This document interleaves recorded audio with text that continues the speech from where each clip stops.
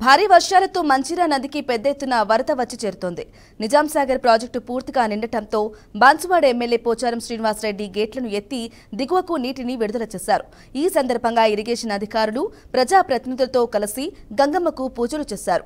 రాష్ట్రంలో గత 4 రోజులుగా కురుస్తున్న భారీ వర్షాలకు నిజాం సాగర్ ప్రాజెక్టు జలకర సంతరించుకుందని పోచారం తెలిపారు. ప్రాజెక్టులోకి 18,000 క్యూసెక్ల ఇన్ఫ్లో వచ్చి చేరుతోందన్నారు.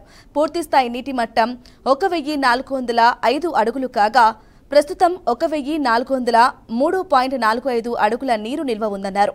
పూర్తిస్థాయి నీటి సామర్థ్యం 17.802 టీఎంసీలకు కాగా ప్రస్తుతం 15.9 టీఎంసీల నీరు నిల్వ ఉందని తెలిపారు. మంచిర్యాల నది పరివాహక ప్రాంత ప్రజలు, రైతులు అప్రమత్తంగా ఉండాలని సూచించారు. నిజాం ప్రభుత్వం కట్టినటువంటి ప్రాజెక్ట్ ఇది, ప్రపంచంలో మొదటి ప్రాజెక్ట్ ఇది. కాబట్టి దీన్ని మనం మర్చిపోకుండా దీని అభివృద్ధి కోసం కలిసికట్టుగా కృషి చేయాల్సిన అవసరం ఉంది. మీరు అడిగినట్టు చింతించాల్సిన అవసరం లేదు. బ్రహ్మాండంగా నీళ్లున్నాయి. మొదటి పంటకైతే నీళ్లు తీసుకోండి, పంటలు పండించుకోండి.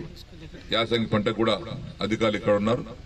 మీటింగ్ పెట్టుకుని జిల్లా నీటిపారుదల సలహా సంఘ సమావేశాన్ని ఏర్పాటు చేసుకుని మళ్ళీ రెండో పంటకు ఎప్పుడు నీళ్లు ఇవ్వాలి, ఎంత ఇవ్వాలి అనేది కూడా నిర్ణయం తీసుకుంటాం. కాబట్టి రైతులు కూడా ఏమీ బెంగపడే అవసరం లేదు, ఫికర్ చేసుకోవాల్సిన అవసరం లేదు.